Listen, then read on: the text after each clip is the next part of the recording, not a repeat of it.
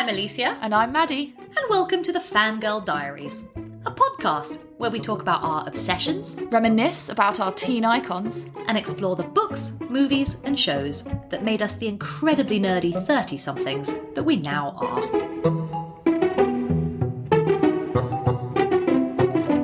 Okay, so an initial disclaimer is that I am so excited to talk about this that I might cry. Oh no! So, Okay. Well, it depends when we get onto the sad stuff, but I care so deeply about this.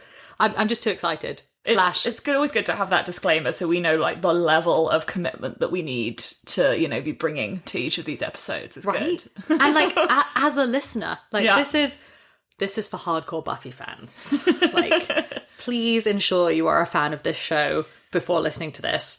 If you're like, oh, someone has mentioned Buffy to me and I'm interested in learning more, this might not be the episode for you. Although I'm more on that spectrum, I've not watched it as much as you have. So, there's something for everyone. That's true. And that's how we're going to frame this. So Maddie has just done a rewatch of season 1 and 2. Yep.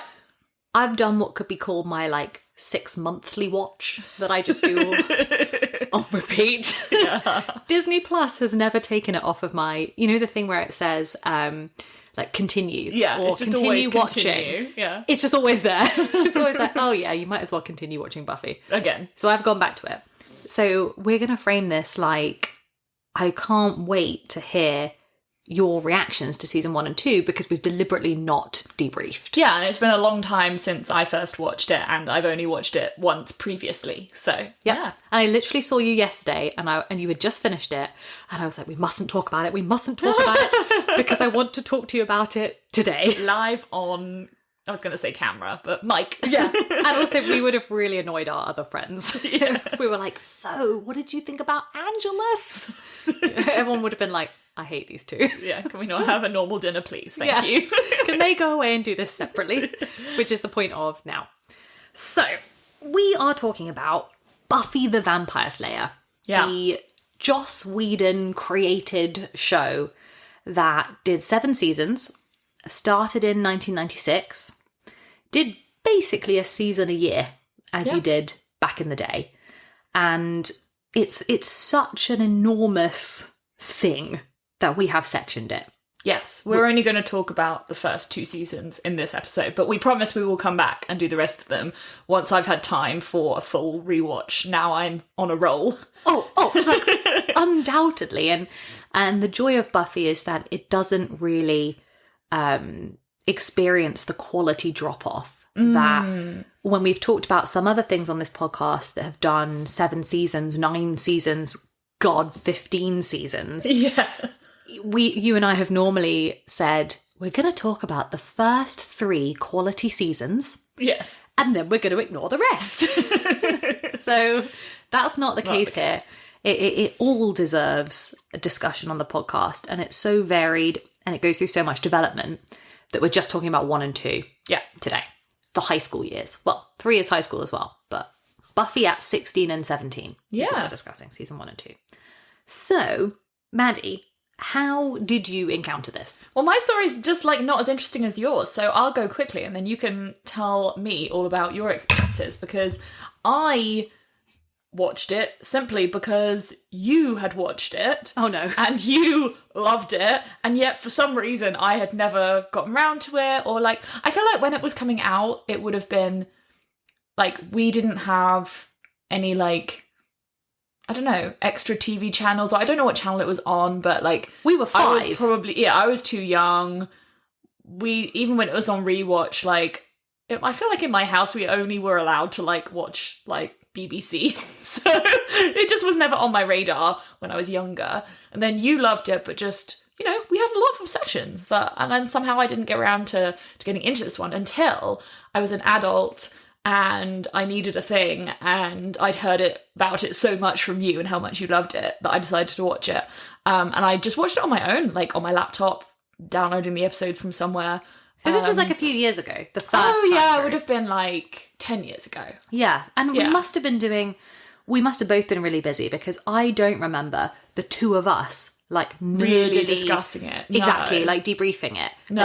Like, I have never got your take on like what happens in season 2. Yeah. What you think about like Willow and Xander, and that's why I'm desperate. Well, that's what we're going to do today. I'm so excited. So why don't we go back to when you first watched it, which will be much more interesting. Yeah, it's so neither of us properly grew up with this because we were too young. So yeah, Buffy aired in 96 in the States. We were 5. Yeah. So there was no way I can say this was like on my radar at the time. No. And it must have taken a little bit of a delay to come over to British television. But it was a thing in primary school. But it was a thing in the way that like Eminem was a thing. In that some kids with parents who were less strict, Maybe a bit lax. maybe a little bit lax. I was trying to What was going on?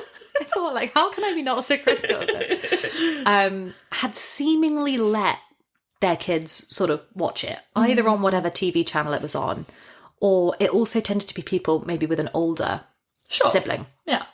And there were a couple of girls in my school, so by this point we were about 10 or 11. And I remember it being like traded secretly as a thing, like, do you watch Buffy? I watch Buffy. Do you watch Buffy? I watch Buffy. And I was like, what is this thing? It sounds like some sort of dog. Like, what's a Buffy? Is it a Pokemon? Is it what is it?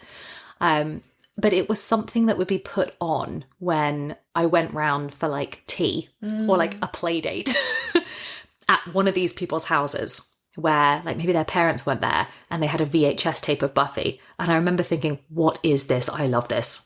I also remember being quite scared. Yeah, it's quite scary. It's like for kids, definitely. It is like a 15. Yeah. Which was, I think, part of the appeal. That it was something that your 10 and 11-year-olds knew like was teenage content, which was well above our actual age.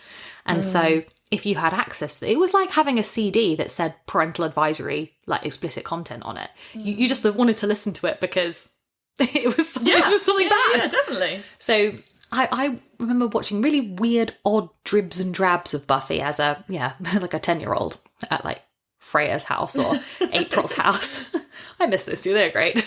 And then as a teenager, it did start to be shown on television, or in a way that I was allowed to watch. It was on at about 9 o'clock after The Simpsons with like a double bill. Right. So if you were kind of allowed to watch The Simpsons, it kind of slid nicely into Buffy.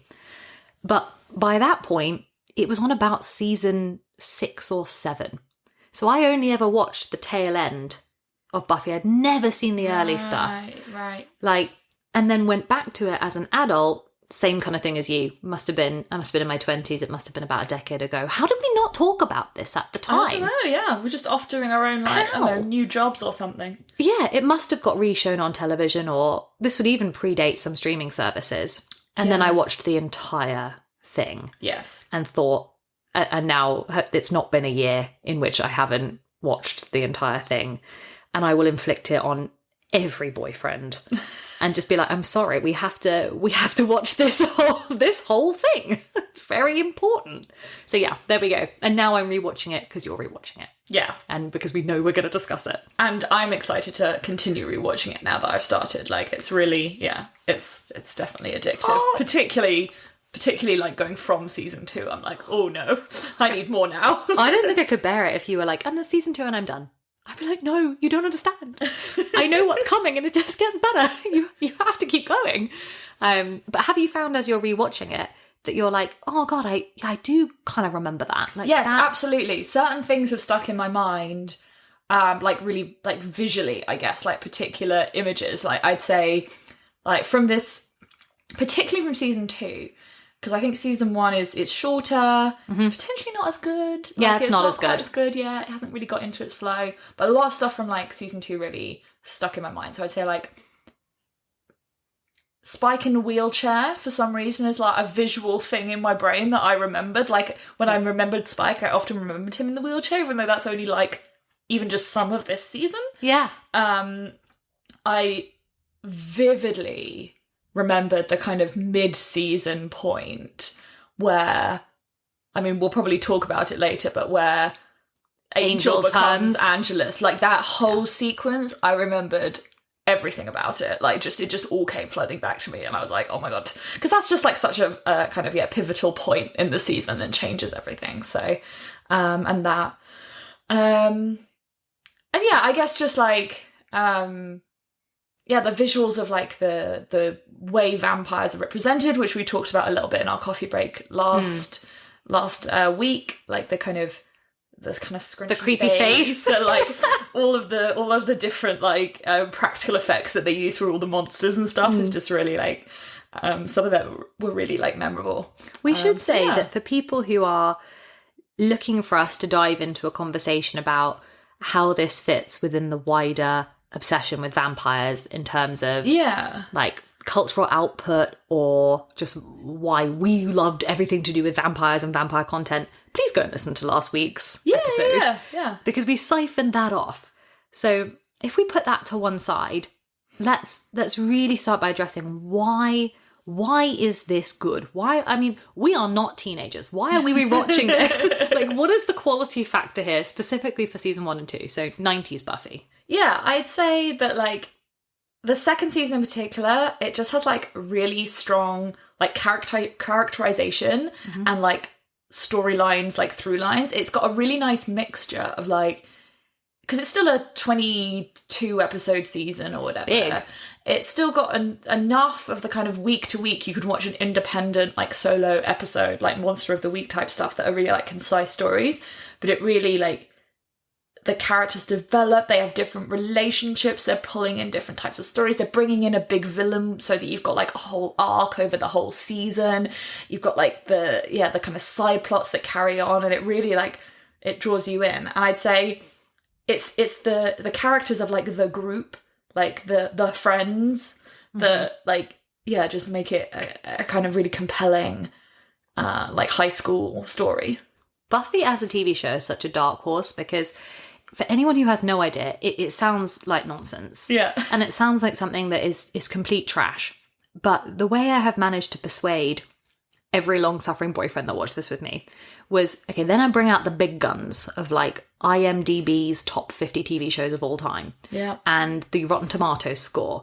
And Buffy is in like the top 10 TV shows of all time, if not the top 5. It's next to like Seinfeld and Friends. Yeah. On reputable sources that is not just Not Maddie just and my like, list. So to the extent that courses on Buffy are taught in college, it's recognised as such a quality piece of television that we have to really talk about how completely brilliant this crucible of factors was. And now it seems almost formulaic. Like, we've got a heroine with special powers. Yeah. We've got her sort of older mentor figure, Giles.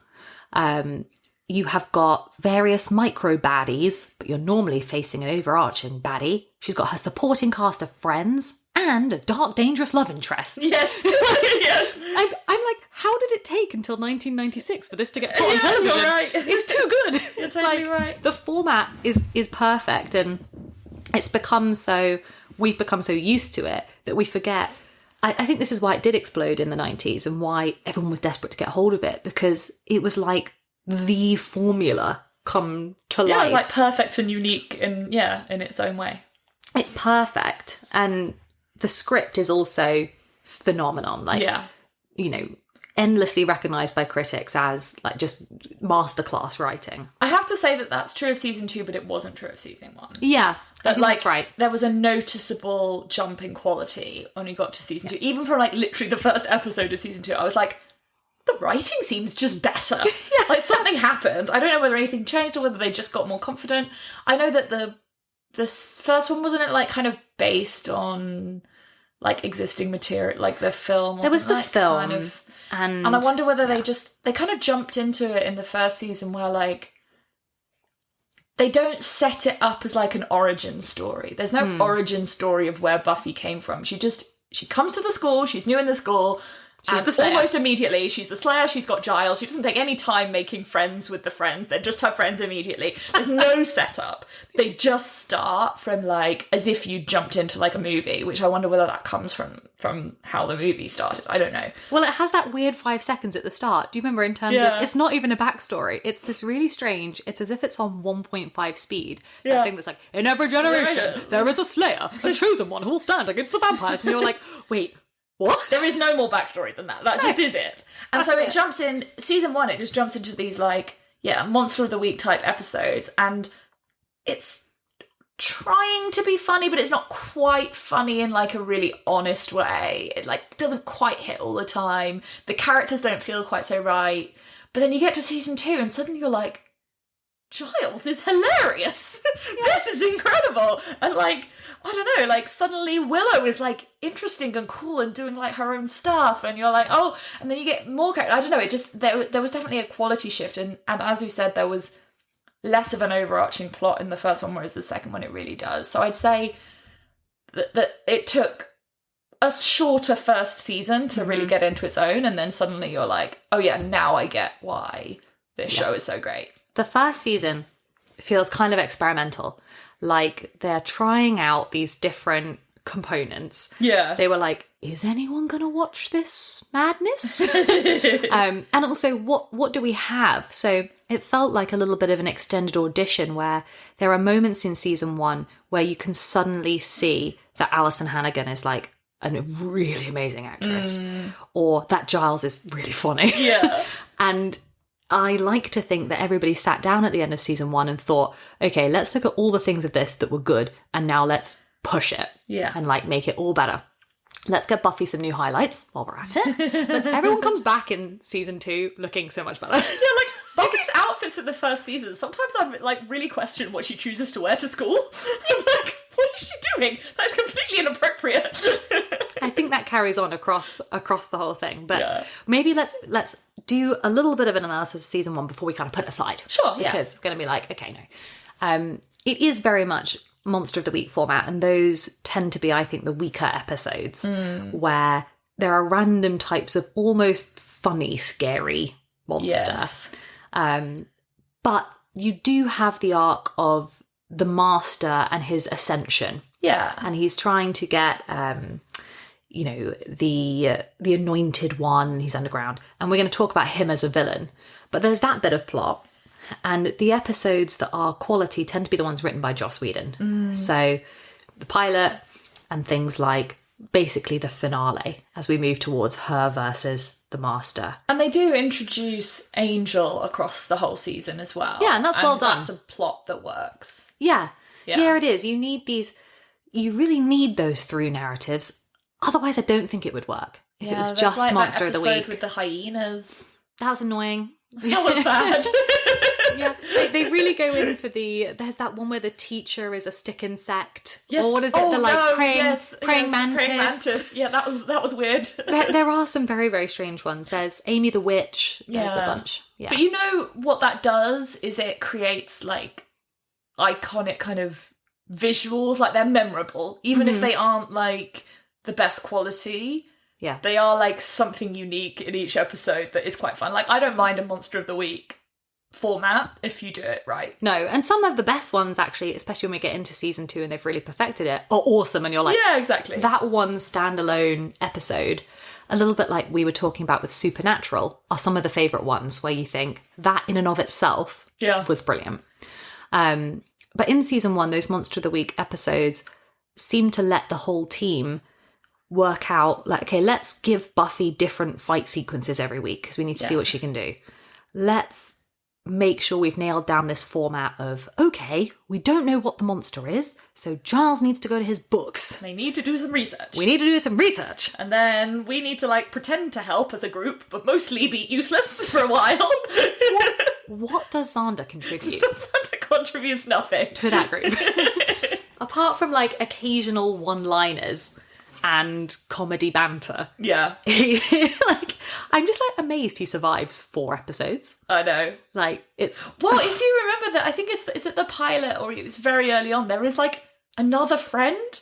Like, Willow and Xander are friends with like a third person in the first episode who just dies. Who dies? And they're like, oh, Jesse. our friend died. Oh, we just have to like carry on then. And they're not that bothered about it. Like they're maybe sad for about 2 minutes. This was in theory like an equal level of friend to them. It's just so bizarre. The body count at Sunnydale.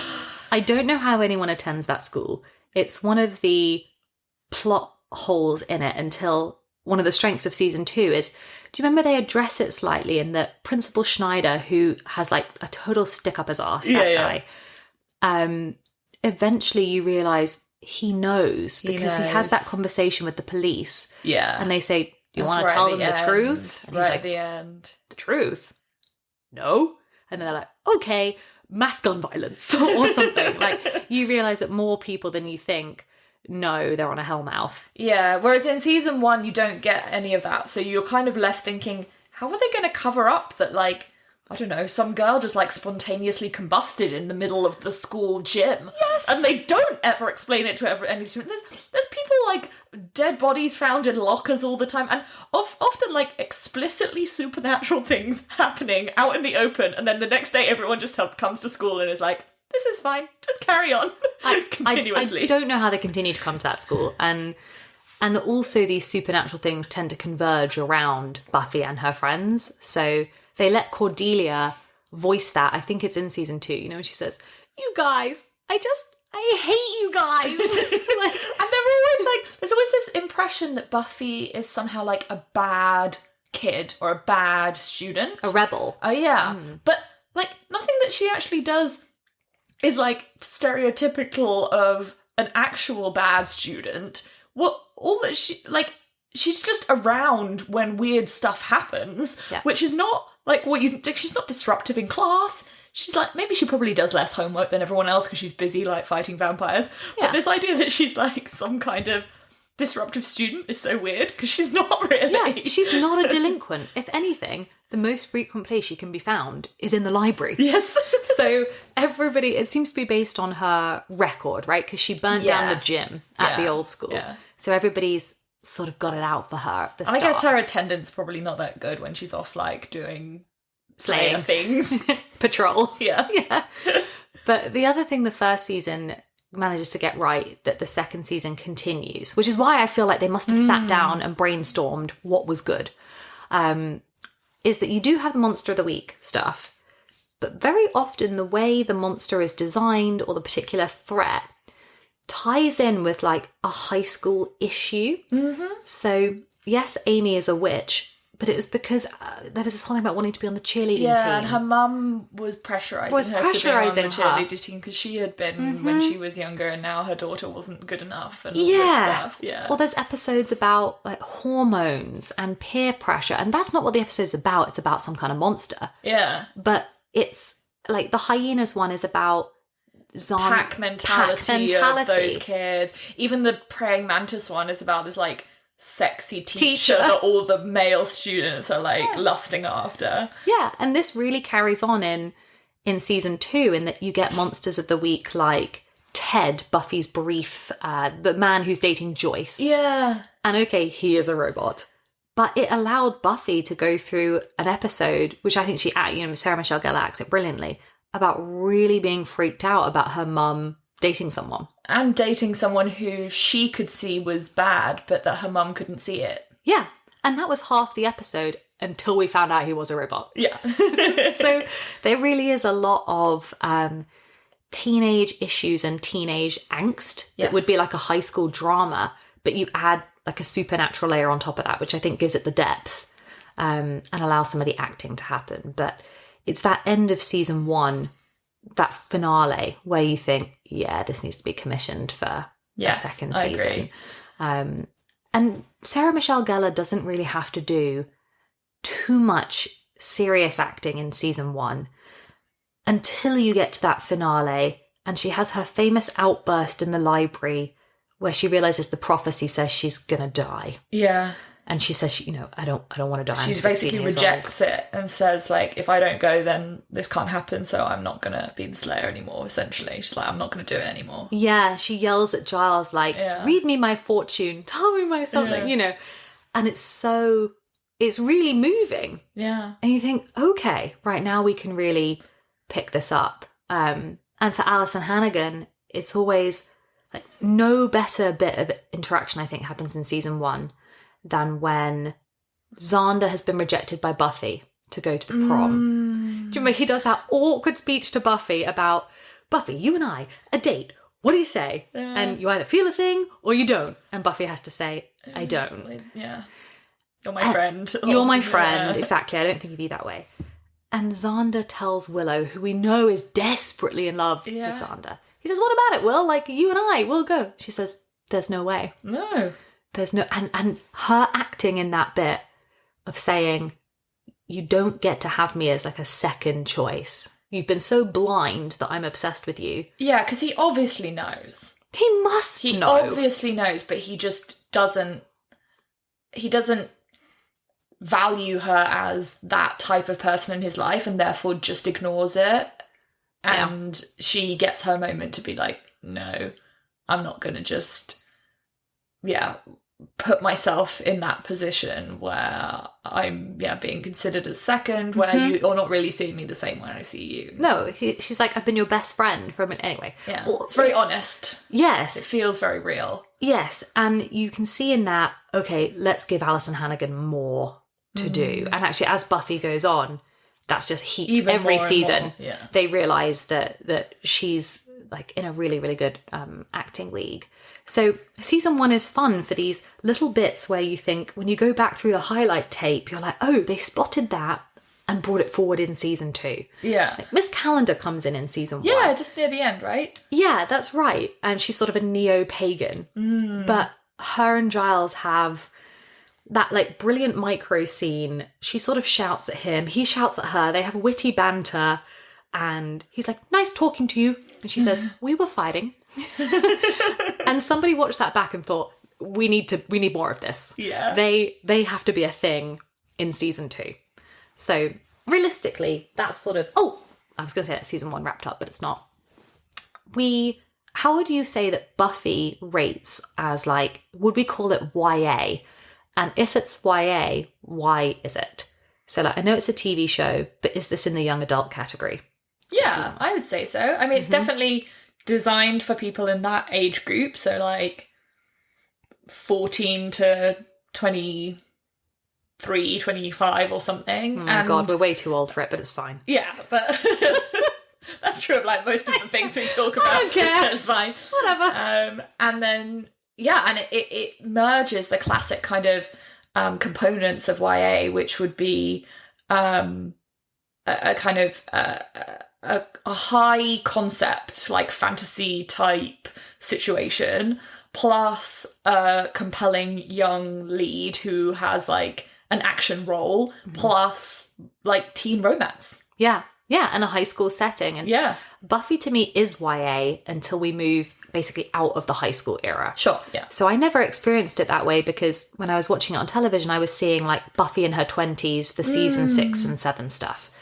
But when I go back and watch the 90s material, a lot of which is just my favourite because it's that safe teenage high school space. It just feels so delightful to watch. It is chosen one at a school has to conceal their mystical powers. Yeah. And, I mean, it has a parental dynamic. Joyce doesn't know she's the Slayer. Yes. Which is so brilliant. Yeah. It's so good. You have to sneak out the window and go and do your, like, your slaying duties. Yeah, Buffy often is told to, like, go to her room or she's grounded and but she has to go on patrol, so she has to go out the window. And you always know when you introduce something is secret from somebody's parent dynamic, it allows you to either play with that parent's going to constantly come under threat because the chosen one's world is full of monsters. So you constantly get, oh my God. I've got to protect my mum. Yeah. Exactly. Joyce is at home. She has no idea. Various monsters are trying to get her. But you also know it's going to let the TV show, and it does in season 2, have to tell Joyce that she is the Slayer. And we're going to come to that. Yeah, definitely. Season 2. It's right at the end. It's right at the end. She's like, Yeah. Mum, I'm the vampire slayer. Like, what the? Do you remember Joyce says, have you tried not being a vampire slayer? It's so good. And of course, Giles knows. So much of the comedy is Giles like randomly showing up at her house all the time. He's the librarian. I know. And Joyce is like, wow, that school really cares. Yeah. Isn't Mr. Giles your librarian? He's like there at 8 p.m. Like, you must come into class next day, etc. So, you think season 2 was a real step up? Yeah. What did you notice when you were like, you immediately swapped over to season 2? Because it is a jump. Literally just like the quality of the script, like the actual words that they were saying, it just felt more natural. It just immediately felt like they were more comfortable with the characters. They were more funny. I think some of the humour in season 1 didn't quite land, whereas in season 2, it's just hilarious. It's so funny. Like, right from the beginning, it's just really, really funny. And that comes from the excellent characters. Yeah. It just comes from them, like, really knowing how to play these people against each other and, like, the little banter and back and forth and stuff. They're just really, really good. Yeah. So I'd say that was the most obvious. Yeah, that was the most obvious, like, from the first episode of watching season 2. Like, okay, we got there now. Yeah, not one character is wasted. And every actor has become more confident in their part. Yeah. And every character becomes more developed. Because in season 1, if that had carried on, you really weren't moving too far away from archetypes. So Xander was a bit stupid, and he was going to be more like the Joey Tribbiani character. And Cordelia was just like the bitchy girl that they didn't hang out with, and she gets her own like proper character in season 2. definitely Giles becomes... Because Giles could have been really relegated to that parent category of someone a bit stuffy and boring. And they do use that for a lot of humour. But if we give him like a romance narrative that I genuinely think is really moving, Yeah. then he's much more developed. Yeah, they use the fact that he's stuffy and old, but only in relation to the kids. Like when they are making fun of him being old, or like, you know, they will make jokes about it. But like he is given a real character and a real personality and storylines of his own, like at that level, which is nice. So now we can talk across seasons of the 1 and 2. Let's break down some of these character dynamics, because now they really get to play in season 2. So what do you think of the holy trinity of the Buffy, Xander, Willow friendship? You know, when you look at it, like in terms of teenage relationships, it's a complete mess. Why? But also kind of realistic. Uh-huh. In that, like, they each like each other in like a circle, but it's almost like they go about their school time. They just like carry on as normal friends, but knowing that under the surface, each of them has these like crushes. So obviously, Xander basically is obsessed with Buffy from like Day the one. beginning, from when she walks in the school. And at first, it's in a very like superficial kind of like, this is the new girl, she's really hot, kind of like, I'm a goofy boy and I'm going to be obsessed with her in a kind of nerdy way. And honestly, I kind of feel like he doesn't move on like emotionally too far from that. Like they obviously become very good friends, but he still sort of just pines after her because of that initial like feeling. He just like kind of he's kind of like, I'm friends with this like really hot girl, how can I not like fancy her? I don't know. I feel like it's a bit of a like, she's in his orbit, so it's hard not to. Exactly. Yeah.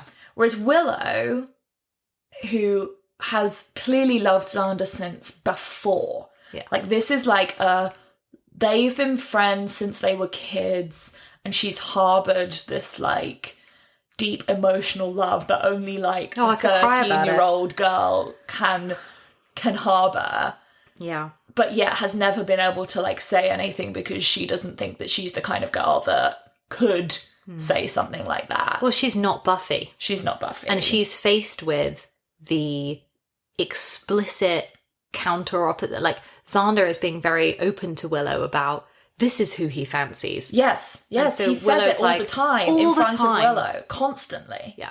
And she just has to like repress her feelings all the time, just like put them down. Yeah. And then obviously then we have like Buffy, who is just so confident and outgoing, and she knows what she wants, she knows what she likes, and she's interested in like the older cool guy who's like coming in and being a vampire. Like, obviously she's like not interested in these teenagers. Like, she's in another league. And so I think it's a mess because they are day to day, they are best friends. Like, they are. And yet, like, each of them has these, like, emotions that are sitting under the surface that is so realistic to high school, where you're like, I am going to continue being best friends with this person, but also I really love them. I know. That like, design of the three of them is so perfect and yet messy. Yeah. Exactly as you said. That, on the one hand, I can't ever understand or envisage what kind of conversation Buffy and Xander would have if they hung out on their own. And that, like, almost never makes it into the show. No. You see Willow and Buffy all the time. And some of their conversations, I just think, are some of the most brilliant. You think, this is a genuine best friendship. And I understand what each of them brings to this. And I understand Willow and Xander's friendship. Yeah. But it's like the three of them only work together in a three if there's a three. You don't really take Buffy and Xander offside a lot. And the show knows not to do that. Yeah. Which is why, to make more of Xander's character, we start to pair him with Cordelia. Yeah, and I was going to say, the pairing of Xander with Cordelia and Willow with Oz is actually really great, because both of those pairings are actually better than the people that they're pining after. Yes. Like, they have a much healthier relationship, even though obviously Xander and Cordelia is like a bit of a mess too, but like in a better way that like Xander's kind of pining for Buffy is never really that meaningful, whereas his stuff with Cordelia feels more honest and real. They're just like, yeah, we just want to go like make out in the closet. Like, it's fun. It's so high school, but it's so true. And Willow just like, and Oz just have like, they're just really like sweet people together. I love them. They're just so lovely. So that I think that development, but what's interesting is, even as you get to the end of season 2, and they're both got these separate things going on, they still hint back to the fact that Xander's still obsessed with Buffy anyway. And Willow's still in love with Xander. Is still obsessed with Xander. It's still there, even though they've got their own things going on. It could not be, otherwise you're not going to be able to do cool stuff in season 3. And the show really believes in not sacrificing long-term obsessions and long-term loves. Like, over the whole 7 seasons, people who really love someone don't forget it. Yeah, they don't just move on just because they've got someone else. That's also another thing that's well written. It's like, just because you're with someone else doesn't mean you have completely forgotten your love of the last however many years. Yeah, this is something that gives the show a depth that maybe one of our other things we enjoyed, which was Gossip Girl, didn't have. You know, we've always criticised every season Nate is dating 3 different characters. And has he forgotten that he loved Blair for several years? But now Blair's with his friend. How's he tolerating this? Whereas Buffy allows there to be long-term drama because people don't let go of their residual feelings for each other. Giles does not get over the whole Miss Calendar thing. No. Can we talk about them? We can. Oh, wait, should we save them for... I don't know if they get to be in... Me sad. I don't know if they get to be in the thermometer category. No, so maybe they come in here. Yeah. Or let's start with, before we get to Miss Calendar, let's start with Giles. Yeah, Giles, I mean, I think it's very clear that he's one of your favourite characters, if not your favourite character of all time. The greatest TV invention of all time. The show does not exist without Giles, even though it's called Buffy. Like... You have to have Giles. He's just like, it's like equal parts, like, extremely intelligent and completely clueless. Mm-hmm. And, like, being an adult, that's, like, compared to the teenagers, that's just always really funny. Yes. Because there's just, like, the comparison between their lives and his life. And the fact that he's British, like, it's kind of good. It's brilliant. It's great. It could not be better. It's so well contrasted. You have his, like, tweed-wearing librarian who's come from England. Yeah. But he again, he manages not to be an archetype. So he is nerdy and sometimes nervous. But in season 2, he's incredibly brave. Oh yeah, he goes out and like fights things all the time. He does. He like trains Buffy, and he's like her like sparring partner half the time. Yeah, he gets his butt kicked like every year. Yeah. The sessions where they're training together are some of the best. Yeah. And he's like, on guard.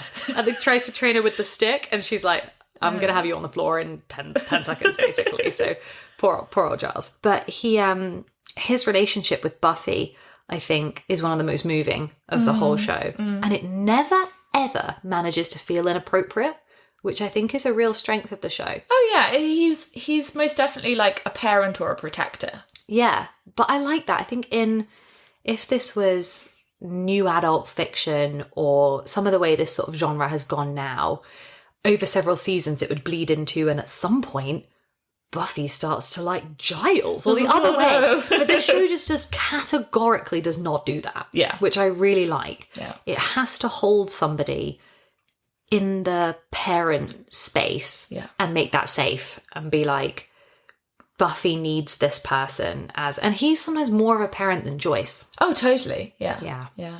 Even though Joyce gets nice conversations with Buffy, do you remember when Buffy has slept with Angel, which we're obviously going to talk about, and it causes the whole cataclysmic meltdown of everything. Yeah.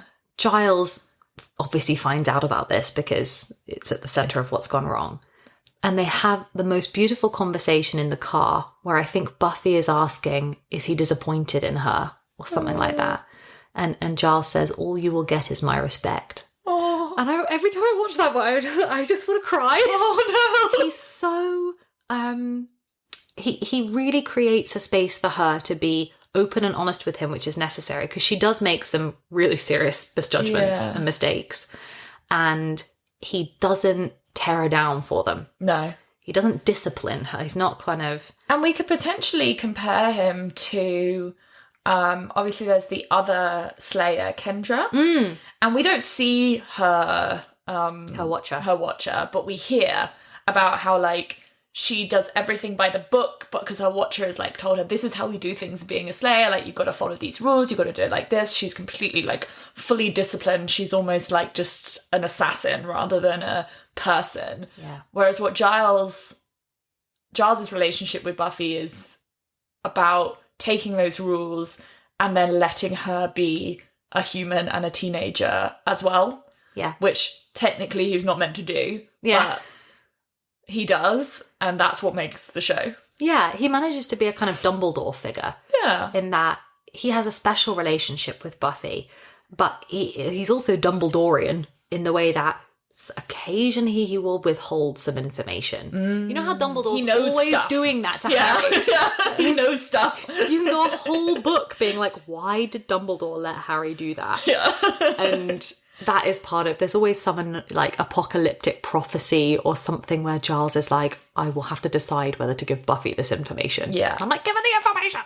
She just needs to know. Yes, it's almost like Buffy is the tool in some circumstances. Yes. And he has more control sometimes. If you had to design a romantic pairing for Giles, could you have designed somebody better than Miss Calendar? Oh, she's so sweet. She's brilliant. So nice and funny, and she's like actually sexy, but like really likes him in a really genuine way. Yeah. And she brings all the like stuff that he doesn't as well to like the research, and she's like, I've got my like tech stuff, and she's like got witchy powers, and she like really like adds to the group, and yeah. And it is fun watching that relationship as well from like the kids' point of view. Like they see it and they can see it happening, and they get to like, I don't know, tease them a little bit, but also they're all happy that it's happening because they all really like Giles too. And... That's it. They're pleased for him. Yeah. And all the teenagers can see that this relationship going on in the older parents, it was part of the strength of the OC. We were saying that similar. The TV show and the script dedicates enough quality time to developing like Sandy and Kirsten as it does the kids. Yeah. And with this, I thought, I really have time for scenes that just have Giles and Miss Calendar. Oh, yeah. Like, they're just as good. Yeah, totally. And season 2 really goes there.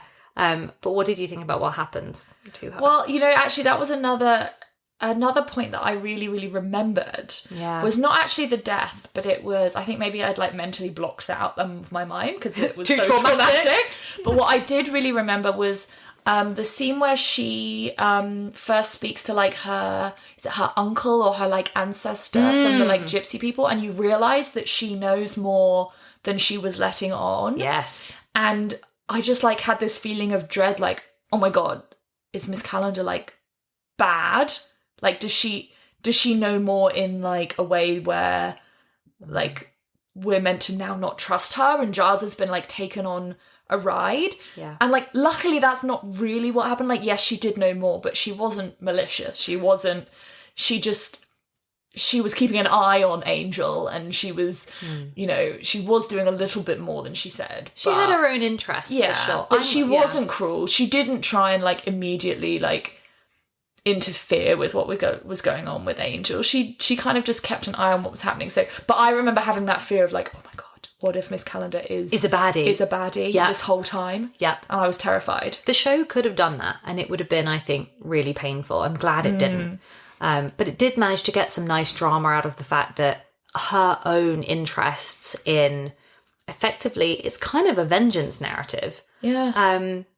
That comes to jeopardize Buffy's happiness. And there are those brilliant episodes where Buffy casts her aside, and so does Giles. And Giles does, like, in support of Buffy. Yes. And that's really powerful. Really powerful. That he's been dating her, he's clearly attracted to her, and he's like, sorry, you can't be in this club anymore.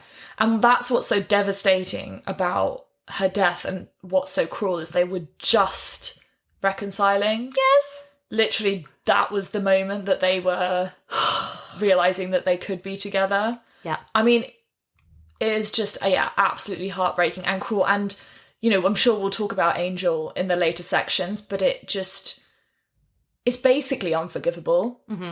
What he does. The death of Miss Calendar. The death of Miss Calendar. Yeah. Like, beyond anything else that he does. He does it on purpose. Yeah. And even though we know he doesn't have a soul, it just feels like it's completely unforgivable and cruel and, like, evil. I remember when we think about bits that you feel like, oh, I must have watched this ages ago.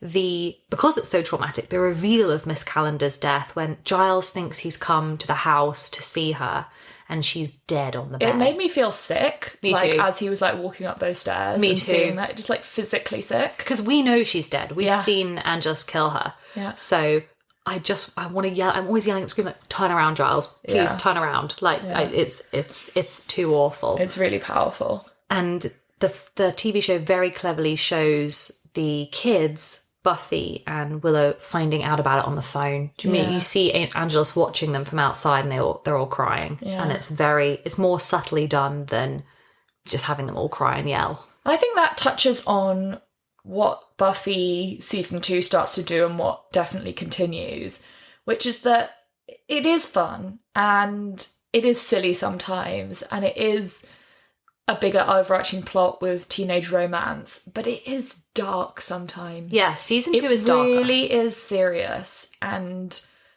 you do get kind of thrown around a little bit, but like in a good way. Like, it never feels like unjustified. No. Because you really care about these characters. When this stuff happens, it's like you take it really seriously, and it really goes to some really cruel and dark places. Yeah, and season 1, which you said is more experimental, you don't lose a main character. No. Season 2, we start now on the progression of no one's safe. Yeah. Kind of, that's going to carry on. And to lose Miss Calendar is a serious step. But it really makes you think, oh my God, yeah, shit, someone protect Joyce. Oh my God, what about, you know, the jeopardy feels more real for sure. But no, it's definitely got more adult. So, shall we go to our categories? Let's do it. Oh my God. Maddie, what's our first category? Is it the thermometer? It is the thermometer. Please explain to people what the thermometer category is designed to do. The thermometer is a rating of the hotness, the sexiness of our obsession, from 0 to 100, where 100 being the hottest, sexiest possible thing. Mm-hmm. So where are you going to put Buffy on your thermometer? Well, I'm very... Seasons 1 and 2. Exactly. I'm very glad we have split this up, because content later would utterly change my rating. So putting everything later aside and only dealing with season 1 and 2, I'm going to give it a 50. Interesting. It feels YA to me still. We're in the young space, but there is a lot of hot stuff. Yeah. It's just in comparison to some other things, and we're going to talk about the later seasons later, I'm going 50. Yeah, I think I had 60 in my head, so not dissimilar. But I do think that they created some extremely hot characters and moments, even if we didn't get to, like, explicit stuff. Mm-hmm. It's so... You're so right. It's so masterful for that. There's bits that are really hot. Yeah. But like, But that's somebody it's fine. giving it like a, what's it called, a kind of age rating. Yeah, it'd be PG basically. It would be for PG. sex. but it's really hot. So, okay, let's start with this. This is also the category where we bring in we can talk about relationships. Yes. Oh my God, we have to talk about Buffy and Angel. Yeah, I mean, Angel is hot, like, right from the beginning. For sure. From, like, the first episode, even in season 1, they get Angel, like, he's just, like, brooding in a long, like, black coat. Like, he's always just, like, popping up in the dark, like, arriving to tell Buffy some interesting information. He just, like, appears and you're like, God, that man's face is beautiful. Yes. But also, he's, like, dark and spooky. Again, this is the thing. We've become so acclimatized to this kind of character on TV and in books that I forget how like utterly compelling this was at the time. It's like it hadn't been overused by that point. So you're right, he's like the lurking, morally grey character who's a bit older. Guess what? He's immortal. Oh my God, he's a vampire. He's in his like long coats and looking He's always like turning up at the Bronze. We haven't talked about the Bronze yet. Oh. It's like the bar that they all go to. But there are all these like teenagers that hang out at some bar that I guess doesn't serve alcohol because they're all like 15. And then he'll like turn up as this like stunningly gorgeous man who's like definitely 26. Yeah, exactly. It's like all these like teenagers like looking around him like, what is this guy doing? And Buffy's the one that like gets to talk to him and that he has interest in. Do you remember like in the first season Cordelia is like trying to like get Buffy get Angel away from Buffy, and it's like that's never gonna work. No, it's not gonna happen. They were like instantly attracted to each other. And you would be if you were Buffy. No, but she has such an important job and a higher calling, and the show sometimes suggests she's like academically not the best at school, but she's so clever. Yeah. So she couldn't date like a high school boy. Yeah. And the show even tries to justify this by at points having her date a high school boy. Yeah. Sometimes Owen. someone comes along and is like, I'm interested in you, and she's like, okay, and then maybe something happens. It never goes anywhere. It never works. They have to give her someone whose level of like mystery and intrigue could intrigue a Buffy. Yes. So that power play has to be interesting. I am amazed that they allowed the like age gap to be so pronounced. Like when we were talking about Divergent the other week on our episode for that, and you said 4 looks notably older than Tris. Yes. This is one of those ones where they make no two bones about it. Like Buffy is 16. Yes. And I mean Angel's like 200 and something. But David Boreanaz looks like a proper adult. Yeah, he does. They do, but I guess he looks like a proper adult in a teenage show. Like he could be pretending to be like 22. Yeah. Yeah, that's probably about it. Yeah, it's not. It doesn't become inappropriate, but it is sort of. And they remark on it. People are like Buffy's mum is always like, he's much older, Buffy. Yes, like, yes, Joyce, that's correct. You probably wouldn't write it like that now. No, but it's okay in the show. Yeah, and as we move into season 2 and 3, we kind of like forget it and let it go. Yeah. But there is that kind of imbalance. But he is hot from the beginning, right away, and they've created like teenage person's fantasy. Like he shows up in her room. He like draws a picture of her. It's very Twilight. It's very Twilight. It's like you can see where Stephanie Meyer got some ideas, got this from. Like definitely. And we have to have the reveal of he's a vampire. Is that going to threaten their relationship? No. She overlooks that really quickly. So, oh good, he has a soul. Okay, cool. Yeah. We can carry on. Yeah, there's like a moment of angst for about 20 seconds and then that's it. Yes. So you were like, it has some hot moments. In season 1, is there anything where you remember where you're like, oh, that was good.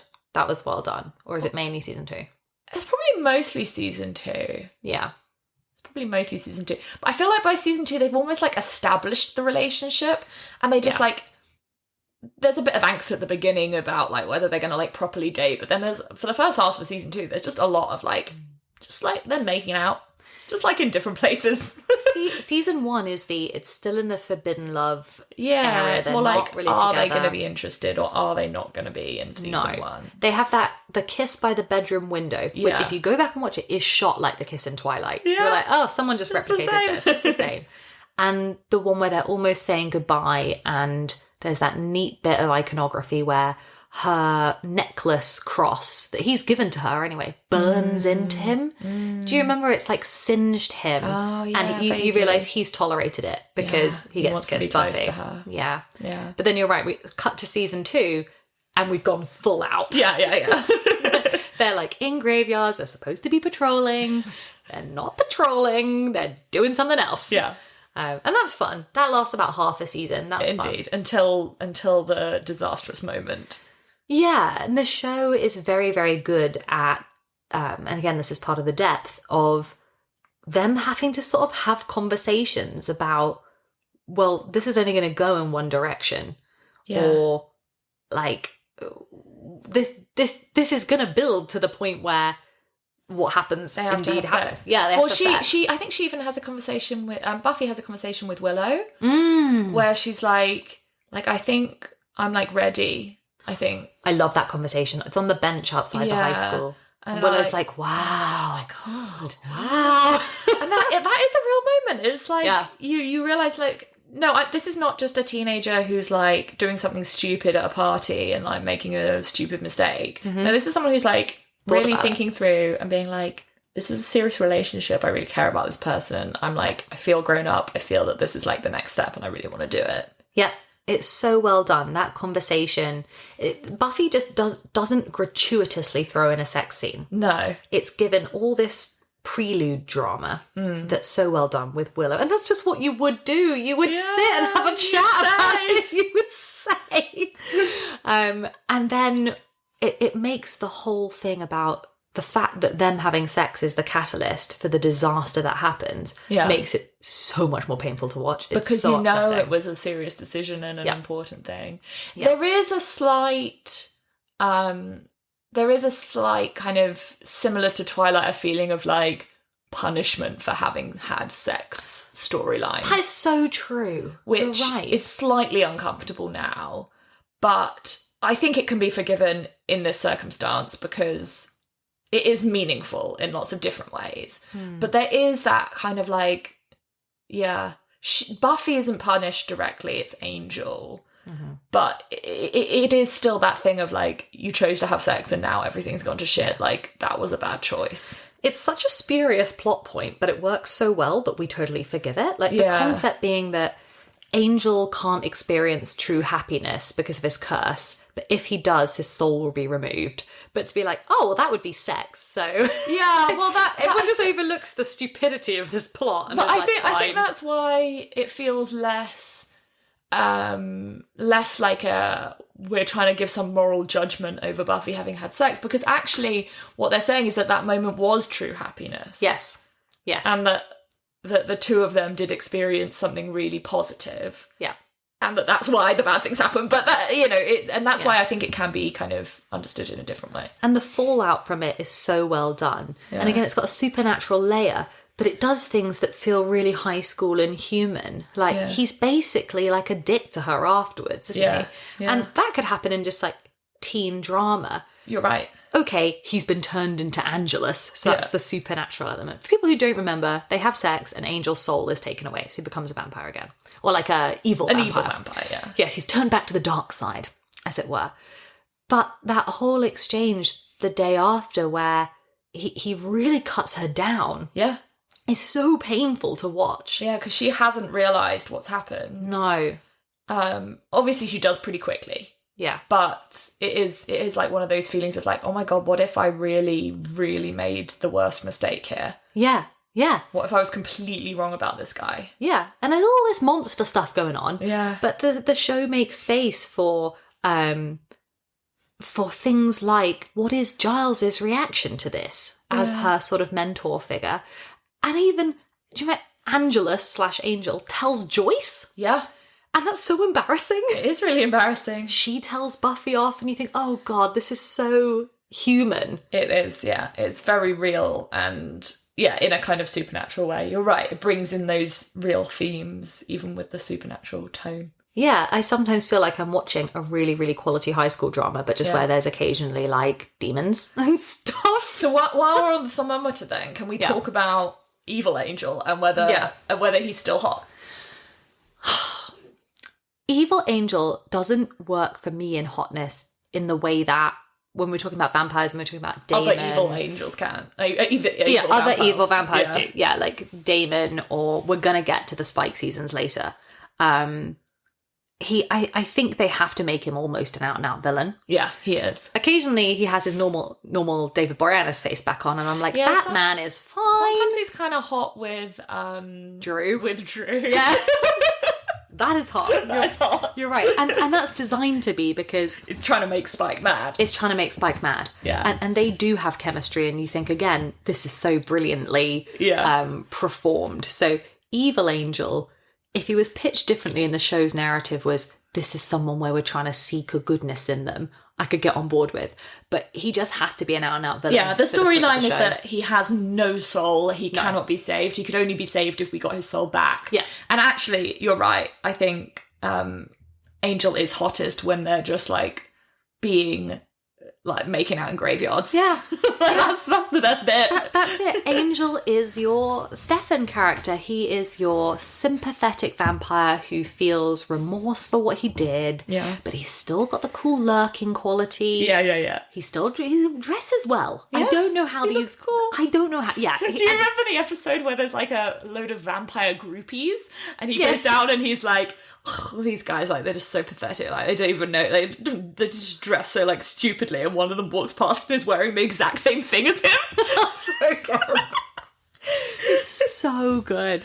And it manages to hit all the, like, teenage stuff that even gets carried on in things that we like later. Like, Angel gives Buffy his leather jacket. Yeah. And Buffy wears it for, like, the whole... season 1. Doesn't he give her the crucifix? He gives her the crucifix. Yeah. She starts to... anything he gives her, she wears. She's obsessed with him in a sort of teenage way. And it's even dramatized when... do you remember she thinks he's read her diary? And she says something like, an A doesn't even stand for Angel. It stands for Ahmed, the charming foreign exchange student. So that whole fantasy part is just not true. Or whatever. And he's like, Buffy, I didn't read it. Your mum came in and moved it. And she's like, oh... So he exists for her in a kind of elevated space where it's a very much a teenage... you kind of can't believe Buffy gets Angel. He seemed sort of unattainable, especially in season 1. So the fall has to happen, and he has to become an out-and-out villain because we have to not forgive him for Miss Calendar. Yeah. We have to get to a point where at the end of season 2, we want Buffy to kill him. We realise that she made the right choice. Yeah, we do. Yes. Well, let's talk about that. In the end of season 2. I know, I can't bear it. I mean... this is Buffy killing Angel. Yeah, I didn't remember that was how it happened. Oh my god. I didn't remember. I thought that there was a chance, because I know that Angel, like, exists in, like, the universe later, so... I'm saying nothing. I, like, had no recollection.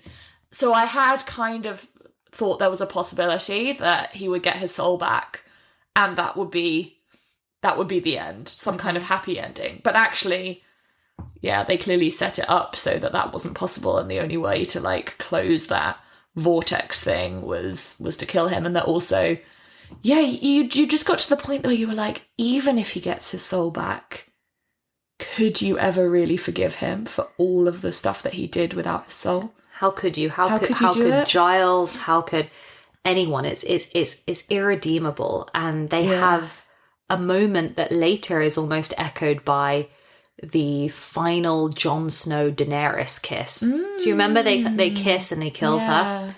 And it's somebody saying, I have loved you, but you've got to die. Yeah. I'm sorry. For the good of the world. And also... even with his soul, though. Even with his soul. It's terrible. It's so sad. Yeah. I can't bear it. Every time I think it's going to end differently, and I'm like, oh no, why? And every Buffy season does a build towards a finale so well. You can kind of sit eating your popcorn through a lot of those Monster of the Week episodes. But when it gets to Willow trying to summon his soul and do the spell, and you're like, come on, do it faster, oh my god. That build, and the fact that it has the guts to turn Spike. Yeah. And that changes the game. Oh, Spike at the end is just like, okay, this is getting interesting now. Oh, yeah. Well, the turning point of Spike, which we'll have to mention when we talk about the villains, is another one of those things where people later were reviewing season 2 and went, let's just watch that scene again. Yeah. That worked. What if we have Spike more integrated into the gang? Yeah. And when we put him on Buffy's team, he's funny. Yeah. He's funny. I mean, he was always funny, but yeah. Yeah, but it's like, do we want to write this guy off as just another villain Just that we evil? kill? Like, we're not going to bring back the Master, No. but let's have him interact with Joyce. That works. Yeah. That's funny. And, you know, how do we square him operating alongside Buffy? You start to get all the good comedy of he's like, let me just kill this guy. You know, Buffy's like, what? He's like, oh, right. So, yeah, that's something where definitely, like, it turns out later, this is in kind of the production around it, it's Sarah Michelle Gellar who said to Joss Whedon and the producers, you got to bring that guy back. Oh, really? Yeah. Oh, that's amazing. Yeah, you Well, gotta bring him back. let's move on then and talk about badassery. Yes. Okay. So, oh my God. Where is the badassery scale on the scale of badassness? It's so high, but. So, it is so high, but it goes higher. So, we're only on season 1 and 2. So, I'm giving it like, you know, it's sort of 80% there. Yeah, I was going to say like an 8 out of 10 Yeah. badassness. And I'm being reserved because there's still bits that look clunky and stupid. Yeah. It's still 90s. It's still like the villains are kind of naff sometimes.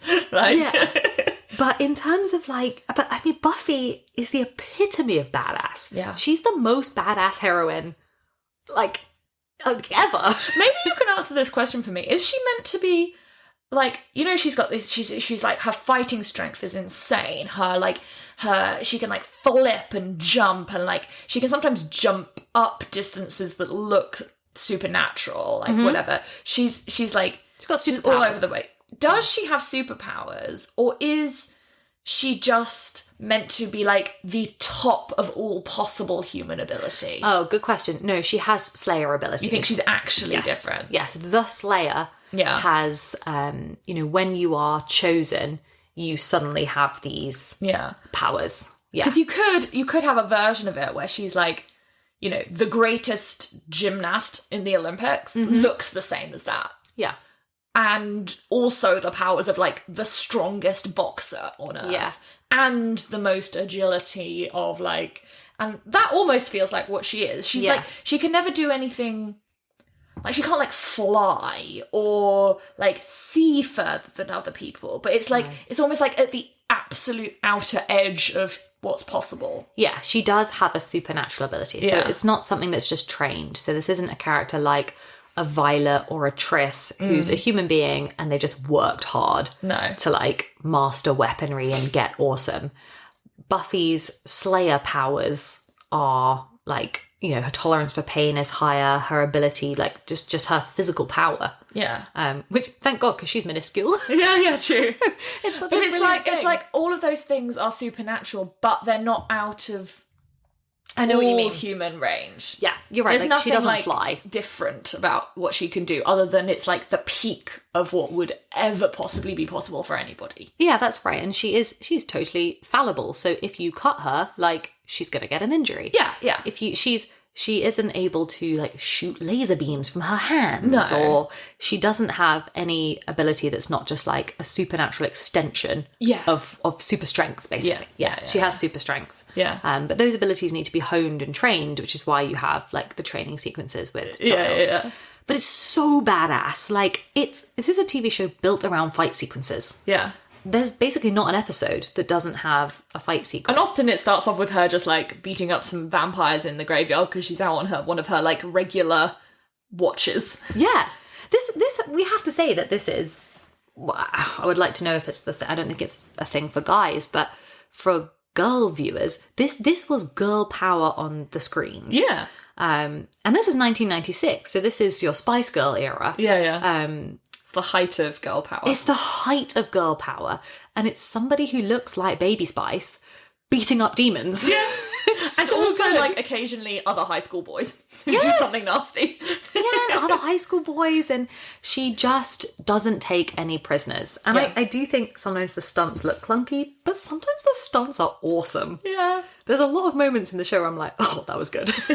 Like, That was nice. Well done, Buffy. Yeah. It's also badass in that it has the most badass soundtrack in terms of the opening of all time. I'm always like dancing along to it. I'm like,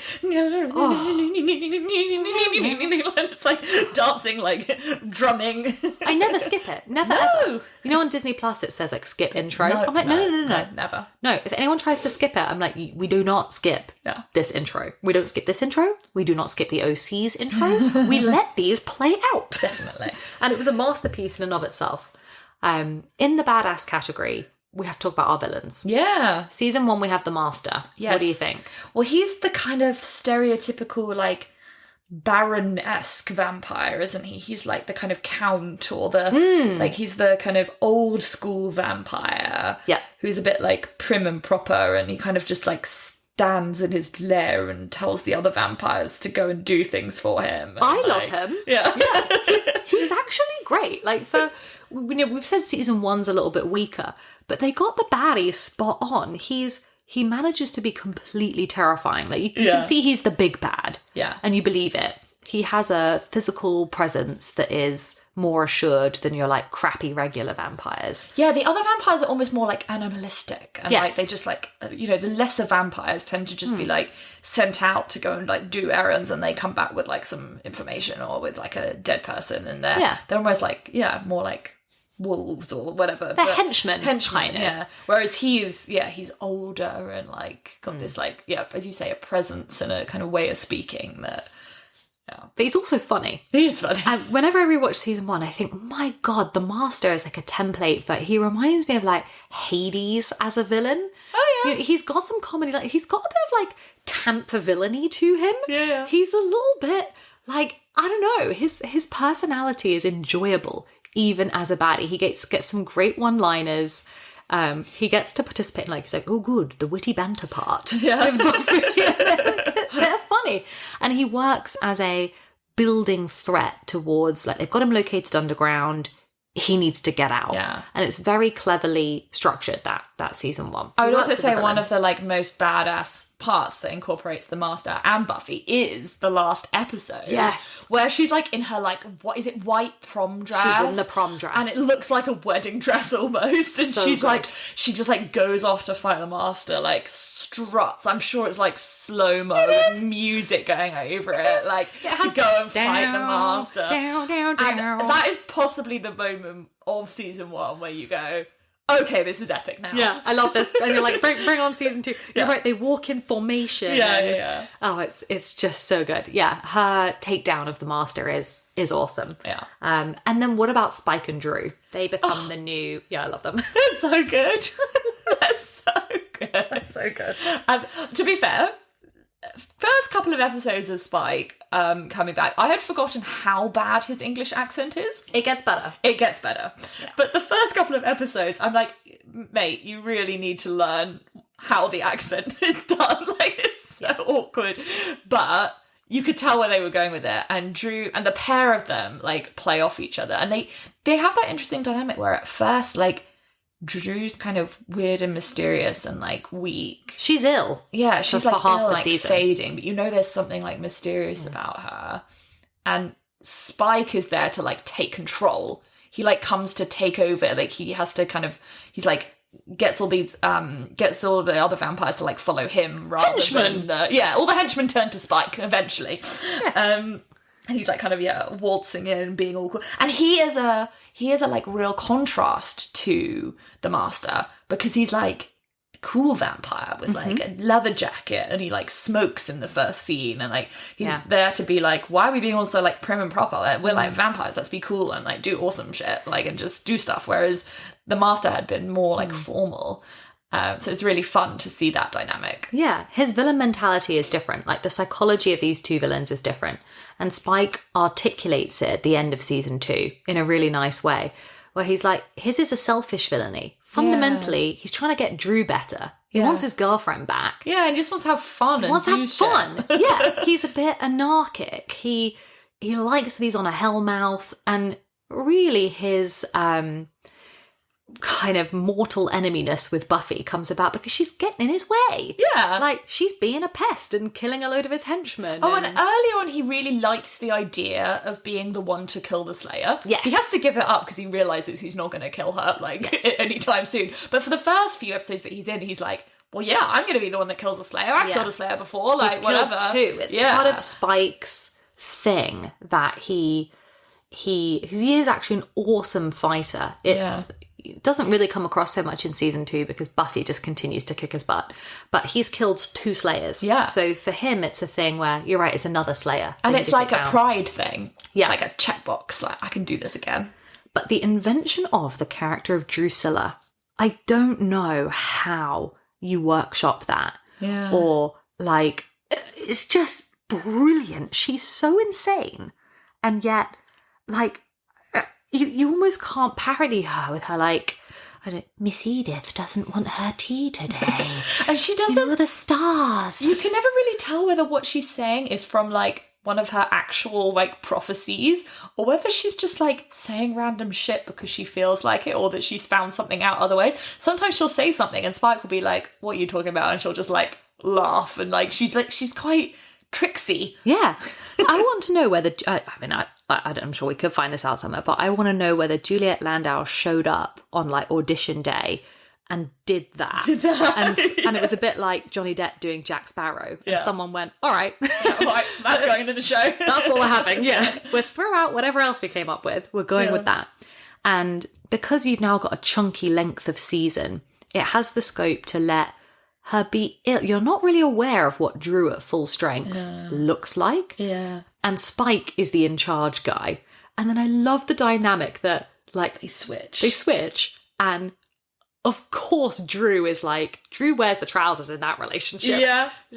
Like, she does whatever she wants with, like, Angel half the time. She's the more powerful vampire. Yeah. And you realise that Spike was actually in thrall to her. That, in many ways, he's under her power a lot.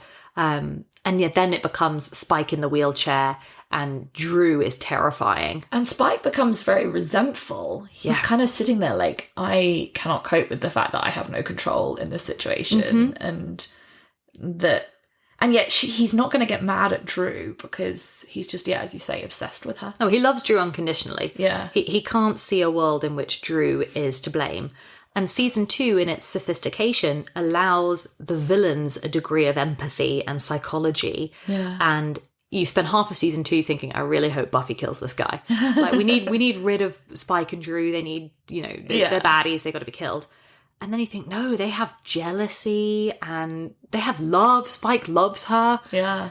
And when you introduce Angelus into that little group and he starts to piss off Spike, you think, oh, this is going to get interesting. Juicy. This is juicy. So when Spike turns and says, I'm going to help you take out this guy, you think, oh, good. Oh, great. Yeah. He's like, I just want Drew back. Yeah. Nice. Buffy's like, it's not my fault your girlfriend's a big hoe.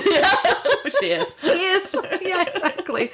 But they are genuinely terrifying. And Drew's moments always make it onto the highlight reel. She just manages to have iconic, especially when she's at full strength, things that you can't even make up. Like, the whole be in me. Look at my eyes. Oh, yeah. She's so terrifying. Yeah. Juliet Landau looks really supernatural in some way. Her eyes are like almost like too big. Yeah.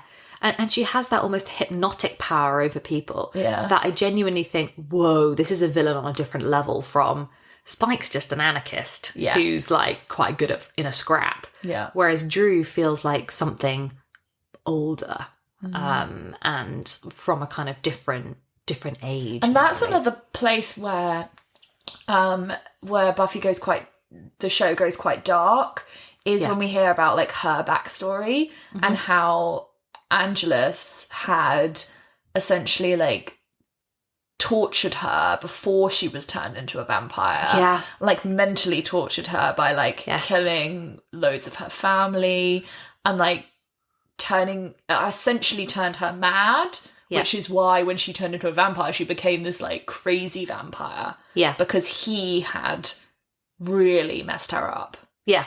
Yeah, 100%. It has the like bandwidth to do that as well, which is great. Another point where we're like, yeah, Angel really is really, really awful. Really scary. And when he does Yeah. become Angelus, he takes over as the kind of big bad. Yeah. Because by that point, you'd sort of started to like Spike and Drew. And I think the show had to go, we've got to rebalance this somehow. Yeah. And it works so well. Are there any other, when we get into the Monster of the Week category, monsters or demons where you're like, that was badass, or that one stands out to me, right now. or that's a great fight, or something? Yes, you can, because you mentioned it earlier. Which one? And it is when they have the judge. Oh yeah, the judge. Yeah. When Buffy takes down the judge with the like missile launcher. Yeah. It is like, It's huge. it's so good. It's one of the bits where I'm like, yes! It's in, what is it in? It's in like a big hall space. Is it like a They're mall? in the mall or something. Yeah. Yeah. And he's like, he thinks no weapon can kill him. But it's Yes. because he's from like the 1200s. So she gets out this like massive missile launcher and he's like, what does that do? Oh my god, yes. It's so good. It's just so good. So there's bits like that. I would have to say that most of the monsters of the week, though, are a bit more like, you know, the practical effects are very 90s. Yeah, they're they not look really stupid. that scary. They're a bit, Yeah. stupid. But like, in a way that doesn't matter at No. all.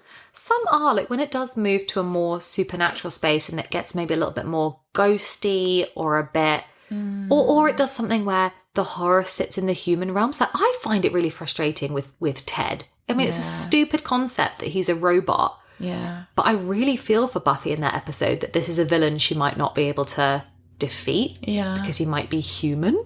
There was that one in the hospital as well. That was pretty creepy. Yeah, that's what I mean. The kind of where they're all ill. And again, it's like, it's a parallel for like the fear of like children dying Yep. as like a horror. Yeah. And turning that into a real monster, but it's really about that, like the horror of children being taken too young. Yeah, exactly. It does things that are more sophisticated than just what kind of demon can we redesign this week. Yeah. But there are also ones where in the stupidness, there's hilarity. Like one of my favourite concept episodes in season 2 is when they all become their Halloween costumes. Oh, yeah.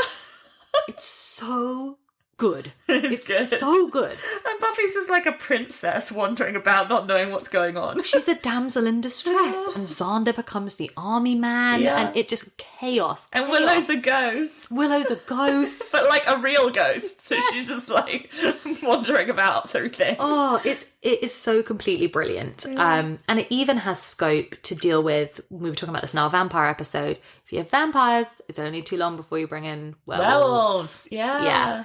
And there's space for that. Like you were saying, there's space for Oz, there's space for Cordi. Yeah. I spend all these episodes thinking, what kind of demon is Cordi going to be? You know, she's not, but it has room for that. Yeah, and their little definitely. group expands. The Scooby Gang Yeah, expands. it definitely gets bigger in season 2. I guess, Miss Calendar, we've already talked about. Cordelia, Oz. It feels like a big gang now.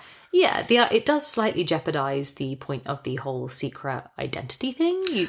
It's gone. Yeah, they even make fun of it, like at Buffy's birthday when, which is just before she and Angel have sex, that whole episode.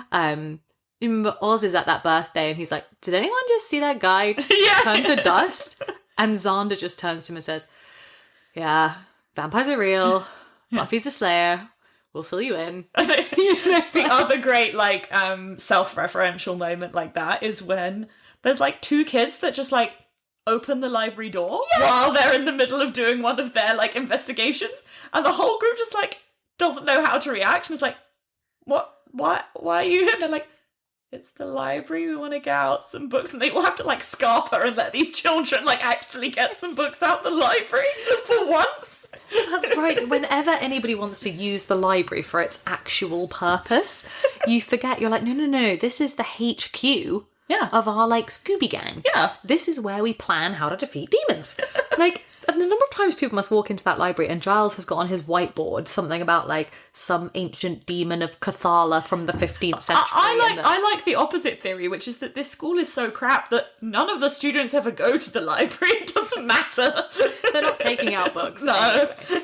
All right, let's go to so let's wrap this up with obsession fuel. Yes, how full is our obsession fuel tank? Oh my God. For me, it is so full because I love this show with a deep, desperate passion. So it's like 100% full?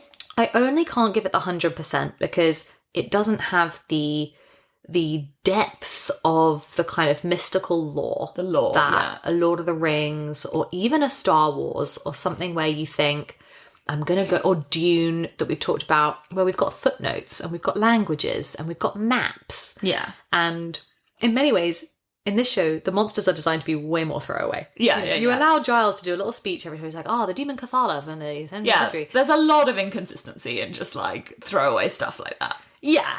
But it does have the concept of like the Slayer and how that works with Watchers. And we're only dealing here with season 1 and 2. Stuff like that does get more developed and gets really interesting.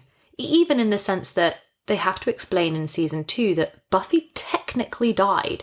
So another Slayer has been called. Yeah, true, yeah. And that leaves scope for some interesting stuff. And of course now Kendra has died. Right, yeah. So it's going to happen. That's going to be interesting. She says, knowing what happens in season 3. Okay, so yeah, I'm thinking obsession fuel pretty high. And we have to acknowledge that, like, globally, this is, like, one of the biggest phenomenons. Like, so if you're giving it a tank size, it's like 3/4 full? I'm 5/6 of my That's tank. pretty full. Full. Like, this is one of my biggest obsessions. I love it. I love it so much. I would probably be giving it less. I'd probably be giving it, like, for the seasons 1 and 2. Yeah. I'm giving it a half tank. Fair. With a strong excitement to carry on watching and find out what happens next. Yeah. It also allowed, because it was so 90s, I remember, like, Buffy posters, Buffy stuff people were obsessed with. Every season Buffy gets a new hairstyle. Yeah. And I can tell what Buffy season we're in within a split second of someone putting it on TV, because I look at Buffy's hair and I'm like, it's season 4. Yeah. Oh, it's season 5. Oh, she's got the short crop bob with highlights. We're in season 2. Yeah. So it manages to be like visually iconic in everyone. And can we please very quickly talk about the fashion? Yes. Oh my God. It's so 90s. It is so 90s. It's so desperately 90s. Yeah. But don't you find yourself watching season 1 and 2 and being like, oh my God, I had one of those miniature backpacks? Or like... Yeah, so I think the fashion that I probably associate myself with is definitely more Willow than Buffy. Yeah. Occasionally Willow's wearing like a neck choker, and I'm like, oh yeah. The neck choker. There are sometimes accessories that they have that my brain had like buried. Yeah. That resurfaces on watching Buffy. So those little plastic neck chokers, absolutely a thing. Yeah. The fact that everybody had a ridiculous miniature backpack, like a miniature bag, micro bags were a thing. Kind of chunky knee-high boots, like Spice Girl boots, basically. But Buffy is almost always in a mini skirt and chunky boot combo for seasons 1 and 2. It also just suits her frame. Yeah. But even things like hair clips, and they all have their hair little butterfly clips, and up in that big, like a hair grip. No one wears their hair like that. At all outside of this era. But there are things where you're like, oh my God, this is a mixture of, it comes out of Clueless and it moves us more towards the noughties, but we're not there yet. But it is Spice Girl fashion. They're in crop tops. Yeah, it's definitely like later than My So-Called Life, which is more like grungy 90s. Yes. And this is more pop 90s. Yeah, that's totally right. We've moved out of like totally baggy trousers and plaid shirts and bucket hats, which is almost resurfaced in teen fashion now. Yeah. Willow occasionally dons a bucket hat. Yeah, she's still doing that stuff. She's still doing that. And both Willow and Buffy wear sometimes those kind of 90s dungarees that I love. But it's more moving towards midpoint of Friends. People are in crop tops, high-waisted skirts, little mini skirts, and it looks more like Clueless meets Sabrina the Teenage Witch. Yes. but we've not yet got to that. And everyone looks so well. Oh, yeah. We've frequently critiqued the OC and all Gossip your Girl. Gossip Girl and your noughties TV shows for being the era of size 0. Yeah, totally skinny. And everyone's so skinny and a fashion vehicle for you being minuscule. Whenever I watch early Buffy, I'm like, everyone just looks so great. Yeah. Like normal people. Cordi looks fab, Buffy looks fab, everyone just looks fab. But yes, okay, the obsession fuel. To wrap up, how are you feeling about you're now going into season 3? I'm very excited because plot-wise, I have no clue what's about to happen. I'm so excited for you. But I do have like things in my brain that I remember that I'm particularly excited about because I would say the things that I remember the most, I remember being completely obsessed with Willow going forward. She rocks. I'm like all ready for Willow becoming like a proper witch. Yes. I'm like ready for that. That's like completely my vibe. I also remember that her relationship with the other girl, which is she called Lara? Tara. Tara. That's later. You got to wait. I know, but I remember that being like emotionally like pivotal for me, and like extremely, extremely like important in my life. Basically, like just that is coming incredible. So I'm excited for that, and I'm also, and I know also this is later, but like just Spike. Later. He's coming. He's coming. All I'm excited. Oh my god, when we get into those seasons, we're going to have to put like a real disclaimer on our podcast because I'm going to say some things. Like, I cannot talk about Spike in a reasonable way. Yeah. And when I watch him in season 2, I'm like, oh no, this is like, does not show what you become. Yeah. Like, so there we go. But plot-wise, I'm like, surely Angel needs to still be alive, so I don't really know what's going on there. And like, if you were the producers, would you bring him back? I guess you have to. You would, wouldn't you? Yeah. If you can't find a replacement. No, you'd need another one, but you can't find another one. And that's kind of exactly how the show works. You have to have someone of Angel's level. Yeah. Or it doesn't function. Yeah. Buffy has to be interested in someone who is, more impressive than her. So you can see in season 3, they kind of think, shit. Oh no. What? Wait, we've killed him. But and of course season 2 ends with Buffy leaves Sunnydale. Yes. And she's wanted like by the law, which is a different concept. Like she's now a criminal. Yeah, it's like more in real life. Yeah, they think she's a murderer. Joyce has told her not to come back. Yeah, although clearly thinks that she made a mistake by doing that, but... Yeah, but we have started to move, we talk about the kind of parental structures and the safety of season 1 and 2. Now we've got Buffy goes out into the big bad world. She's left school. Effectively, she seems like she's not coming back. Yeah. She's walked out of school. She's not welcome in her home anymore. And you're like, where is this going? Where are you going to go? It is like Ryan going back to Gino. Yeah. You're like, where? And you need to kind of start that season thinking, well, I certainly always start that season thinking, please hurry up and come back to the school. Like, I need to be back in the library. Oh, we're not going to have one of those weird, like, transition-y sections where things are not quite right and they're brought back to normal. I can't possibly say. Oh, no. Okay. You are going to have to watch season 3, and then we are going to have to do a season 3 and 4 episode. Can't wait. Me neither. You've been listening to the Fangirl Diaries. Follow us on Instagram at Fangirl Diaries Pod. And do share us with any of your friends that you think might enjoy the podcast, and rate or review us on Spotify or Apple Music.